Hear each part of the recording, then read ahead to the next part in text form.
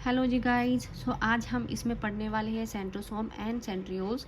तो मैंने पिछले वीडियोज़ में भी आपको बता रखा है कि जो दो ऑर्गेनीज होती हैं हमारी कौन कौन सी, एक राइबोसोम होती है और एक सेंट्रोसोम होती है।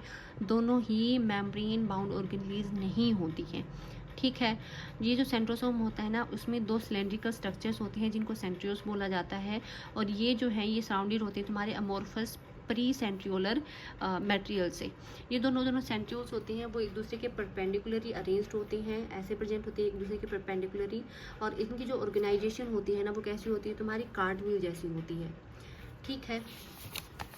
अब ये जो है ना वो मेनली किससे बने होते हैं तुम्हारे, ये इवनली स्पेस्ड तुम्हारे पेरिफेरल फाइब्रिल से बने होते हैं। ये इवनली स्पेस्ड होते हैं, इन सब में इवन मतलब एक जैसा स्पेस प्रेजेंट होगा। और ये किससे बने होते हैं, तुम्हारे ट्यूबुलिन प्रोटीन से, ठीक है। अब जो पेरिफेरल फाइबर्स होते हैं ना, ये किस तुम्हारे कैसे होते हैं, तुम्हारे ट्रिपलेट होते हैं जैसे ए बी सी, ठीक है। तो ये जो है ना एक ये पेरिफेरल फाइब्रिल है तुम्हारा, ये किससे बना होता है, तुम्हारा ट्यूबुलिन प्रोटीन से बने होते हैं। ऐसे ही टोटल तुम्हारे कितने होते हैं, 9 पेरिफेरल फाइबर्स होते हैं। उसके अलावा जो एडजेसेंट जो तुम्हारे ट्रिपलेट्स होती हैं वो एक दूसरे के साथ कनेक्टेड होते हैं। देखो ये सी ए के थ्रू कनेक्टेड है, यहाँ पे ए जो है वो सी के थ्रू कनेक्टेड है, ठीक है। तो ये एक दूसरे से कनेक्टेड होते हैं ए सी लिंकर के थ्रू।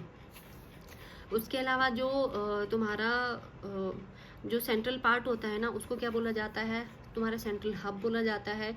और ये भी तुम्हारा प्रोटीनेशियस होता है नेचर में। और ये जो सेंट्रल हब है ये हर एक तुम्हारी जो माइक्रोट्यूब्यूल है उससे कनेक्टेड होता है, ठीक है। और किसके थ्रू कनेक्टेड होता है, तुम्हारा स्पोक्स के थ्रू ये कनेक्टेड होते हैं,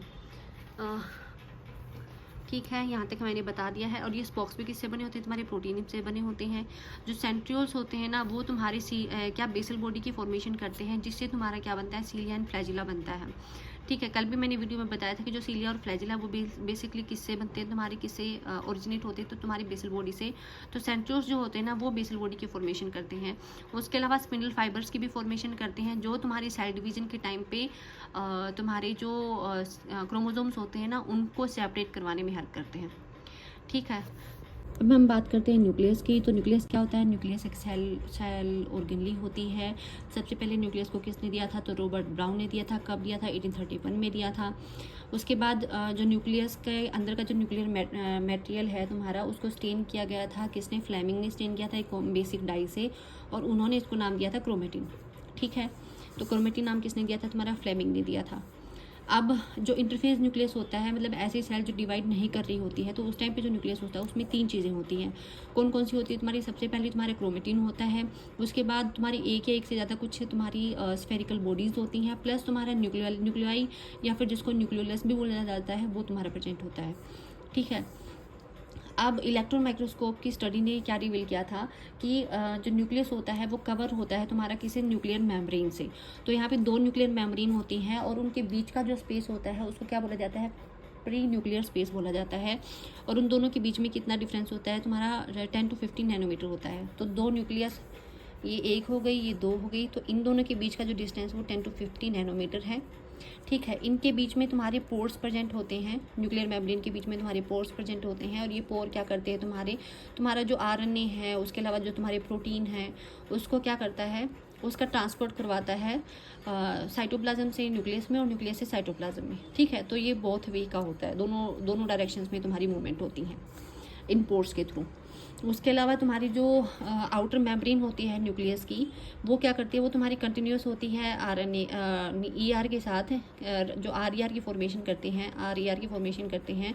और वहाँ पे क्या होता है, तुम्हारा प्रोटीन की सिंथेसिस होती है, ठीक है। तो इसके ऊपर आरईआर के ऊपर क्या प्रेजेंट थे, तुम्हारे राइबोसोम्स प्रेजेंट थे, ठीक है।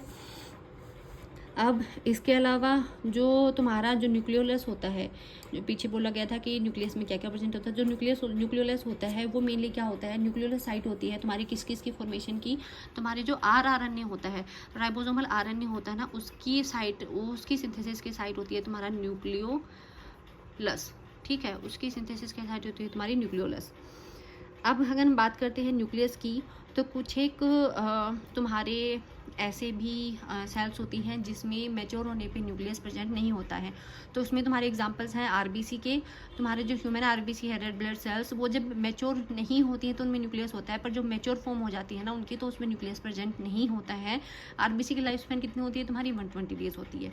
ठीक है, उसके अलावा तुम्हारा एक और है सीयू ट्यूब्स, जो सेल्स होती हैं तुम्हारी वस्कुलर सिस्टम की, वस्कुलर प्लांट्स की। तो वो जो सीयू ट्यूब सेल्स होती है ना, उनमें भी मैच्योर फॉर्म में तुम्हारा न्यूक्लियस प्रेजेंट नहीं होता है, पर मैच्योर फॉर्म में प्रेजेंट नहीं होता है, याद रखना।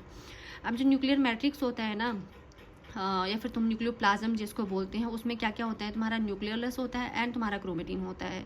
ठीक है, न्यूक्लियाई जो होते हैं स्फेरिकल स्ट्रक्चर्स प्रेजेंट होती हैं न्यूक्लियोप्लाज्म में।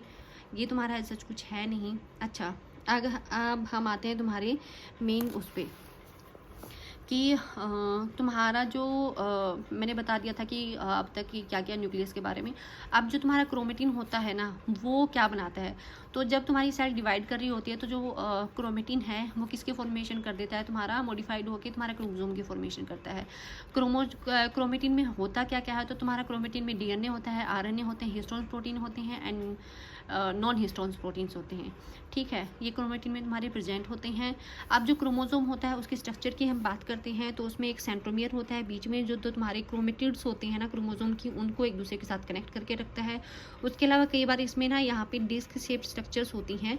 ठीक है, उन डिस्क जो शेप स्ट्रक्चर है उनको काइनेटोकोर्स बोला जाता है। ये देखो, उनको क्या बोला जाता है? तुम्हारा काइनेटोकोर बोला जाता है। अब तुम्हारे सेंट्रोमियर के बेसिस पे तुम्हारे 4 टाइप के क्रोमोसोम्स की स्ट्रक्चर बताई गई है। पहला होता है तुम्हारा मेटासेंट्रिक, जिसमें तुम्हारा सेंट्रोमियर बीच में प्रेजेंट होता है और दोनों जो क्रोमेटिड्स होती हैं ना उनकी लेंथ इक्वल होती है। दूसरा तुम्हारा होता है सब मेटासेंट्रिक, जिसमें जो सेंट्रोमियर है तुम्हारा वो थोड़ा सा एक साइड की तरफ ऊपर होता है। और तुम्हारा इसमें क्या होता है? इससे क्या होता है? एक शॉर्ट आर्म की फॉर्मेशन होती है और एक लॉन्ग आर्म की फॉर्मेशन होती है। ठीक है, तीसरा है तुम्हारा एग्रोसेंट्रिक।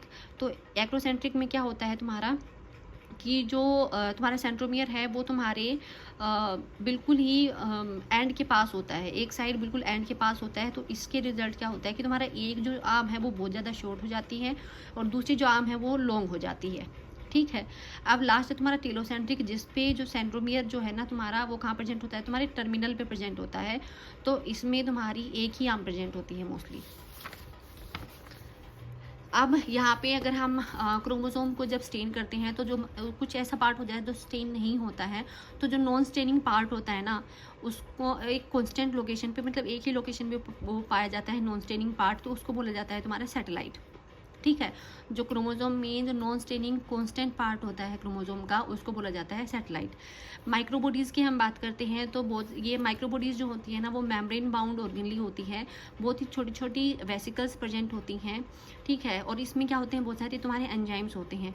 ये प्लांट्स और एनिमल्स दोनों सेल्स में पाई जाती हैं। माइक्रोबॉडीज़ के अगर एग्जाम्पल्स की हम बात करते हैं तो इसमें तुम्हारे जैसे प्रोक्सीसोम्स आ गए तुम्हारे, या फिर ग्लाइकोजिसोम्स आ गए। प्रोक्सीसोम जो है ना तुम्हारे प्लांट्स और एनिमल्स दोनों में प्रेजेंट होते हैं, जबकि जो ग्लाइकोजिसोम्स होते हैं वो सिर्फ एनिमल्स में प्रेजेंट, वो सिर्फ प्लांट सेल्स में प्रेजेंट होते हैं। प्रोक्सीसोम का मेन काम यही होता है कि अगर तुम्हारी जो सेल है उसकी जो टॉक्सिक, अगर उसमें कुछ टॉक्सिक एक्टिविटीज़ हो रही है या फिर कुछ किसी चीज़ की वजह से टॉक्सिसिटी प्रोड्यूस हो रही है तो वो उसको डिटॉक्सीफाई करती है। ठीक है, उसके अलावा अगर प्लांट सेल्स की हम बात करते हैं तो उसमें जैसे हमारे फ्री रेडिकल्स होते हैं, जैसे तुम्हारे H2O2 होते हैं, तो ये फ्री रेडिकल्स होते हैं, ये तुम्हारे हार्मफुल होते हैं सेल के लिए।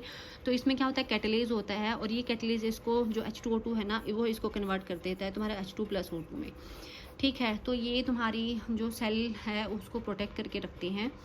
जो पेरोक्सीसोम्स होते हैं वो तुम्हारी सिर्फ प्लांट सेल्स में प्रेजेंट होती हैं, और उनका भी कुछ डायोक्सीसोम्स होते हैं हमारे जो जर्मिनेटिंग जो सीड्स होते हैं ना उनमें प्रेजेंट होते हैं। और उसमें क्या करवाते हैं? वो जर्मिनेटिंग सीड्स है तो उसमें लीव्स नहीं है, मतलब उसमें फोटोसिंथेसिस नहीं हो सकती, पर क्योंकि वो ग्रो कर रहे हैं तो उसको किसकी ज़रूरत है? तुम्हारे कार्बोहाइड्रेट्स की ज़रूरत होती है। तो उन जो स्टोर्ड फैट्स होते हैं ना तो उनको कन्वर्ट करते हैं वो कार्बोहाइड्रेट्स में, जिसको वो जर्मिनेटिंग सीड जो है वो यूज़ करता है और वो अपनी ग्रोथ करता है। तो यहाँ तक हो चुका है तुम्हारा। बाय बाय गाइज, अब अगली वीडियो में मिलते हैं।